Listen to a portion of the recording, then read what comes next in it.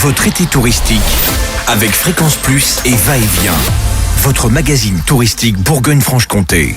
Dans ce nouvel épisode, nous vous invitons aux sources de la vallée de l'Ouche et du canal de Bourgogne en Côte d'Or, plus précisément dans le territoire de Pouilly-en-Ossois, Bligny-sur-Ouche, aux portes de Dijon, où il fait bon flâner au gré de ces charmants petits villages, prêts à vous dévoiler leurs mystères et secrets, ces châteaux chargés d'histoire, ces parcs et points de vue imprenables, ces multiples activités au grand air, sans oublier ces bonnes tables. Et oui, il y a vraiment 1000 choses à voir et à faire à Pouilly-en-Ossois, Bligny-sur-Ouche, alors partons en balade avec Estelle Alexandre, directrice de l'Office de tourisme de Pouilly-Bligny. Bonjour Estelle. Bonjour. Qu'est-ce qui fait le charme de ces territoires de Pouilly-Bligny et quels sont ces lieux emblématiques à visiter ? Alors, ce qui fait le charme principal, ce sont les paysages, le camailleux de paysages qu'on va trouver sur notre destination, depuis les contreforts du Morvan jusqu'au paysage de bocage de l'Ossois, avec ses vallons, avec ses lacs, avec le canal de Bourgogne et tout son système alimentaire, la vallée de l'Ouche, bien entendu. Et puis, justement, quand on se glisse vers la vallée de l'Ouche, ça va être des paysages beaucoup plus sauvages et forestiers. Donc, c'est vraiment des beaux camailleux de paysages, des belles découvertes et des beaux points de vue pour pouvoir s'aérer la tête. On a aussi, bien sûr, beaucoup de lieux emblématiques. Ça va être les villages de Châteauneuf, classé plus beau village de France, le village de Mont-Saint-Jean, qui est également perché, le château de Commarin, qui appartient à la même famille depuis 900 ans et qui se visite avec son parc.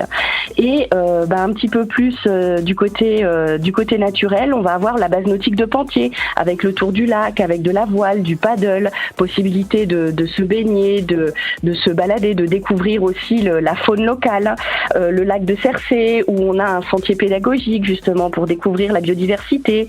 Et puis, bien entendu, dans la vallée de l'Ouche, on va retrouver le chemin de fer de la vallée de l'Ouche au départ de Bligny avec ce train historique qui date du début du XXe siècle. Et puis, le musée Papote qui nous raconte les métiers d'autrefois. Donc, c'est vrai qu'on a une variété de découvertes à faire, donc une belle destination d'escapade. Et ce qui est chouette, c'est d'aller à la rencontre des gens du territoire, de nos producteurs, de nos artisans qui mettent en valeur le savoir-faire local avec le sourire. On a notamment Purocao à Bligny-sur-Ouche, qui est un fabricant chocolatier qui nous fait des merveilles en termes d'animation. On a des potiers comme Lily Flan à Crugé qui vient d'ouvrir son atelier au bord du canal. Et puis on va avoir la Maison de Pays à la sortie de Pouilly-en-Ossois qui regroupe 150 producteurs et artisans bourguignons et donc qui permet d'avoir une vraie vitrine locale des savoir-faire. Changer complètement d'environnement. Et vous proposez une nouveauté cette année pour les amateurs d'activités physiques en pleine nature, un espace trail qui, me semble-t-il d'ailleurs, est le premier du genre en Côte d'Or. Effectivement, on a développé un espace de trail de l'Ouche à l'Ossois qui permet justement de découvrir ces paysages où on va retrouver justement les villages perchés, où on va retrouver le canal de Bourgogne, son système alimentaire, ses réservoirs, mais aussi cette belle vallée de l'Ouche. Et puis cet espace, en fait, on l'a voulu vraiment très diversifié, très hétéroclite. Donc il y a 14 parcours au total qui vont de 3 à 35 km, donc vraiment pour tous les niveaux. 7 points de départ qui sont répartis sur l'ensemble de notre destination et même un parcours spécifique avec le chemin de fer de la vallée de l'Ouche, notre train historique au départ de Bligny. Et puis on a évoqué déjà plusieurs fois depuis le début le canal de Bourgogne. Excellente nouvelle justement pour les amateurs de tourisme fluvial. Les croisières en bateau reprennent après 2 ans de pause. Quels sont les circuits proposés ?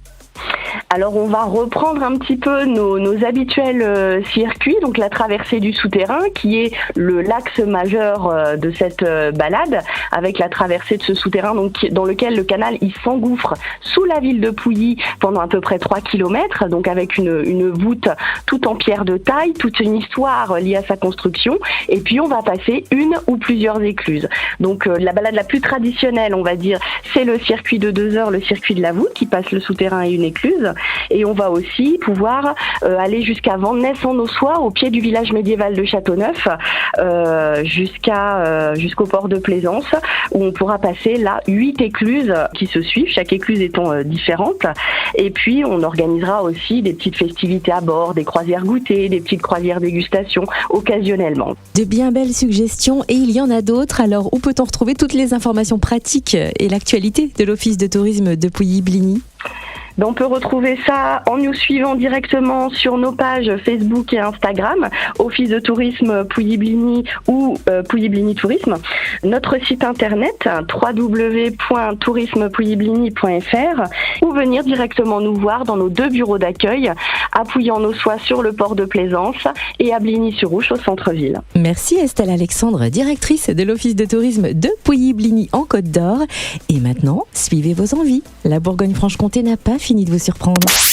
Votre été touristique, vivez-le avec Fréquence Plus et Va-et-Vient. Votre magazine touristique Bourgogne-Franche-Comté fête ses 10 ans. Disponible gratuitement dans les offices de tourisme de la région. Fréquence Plus.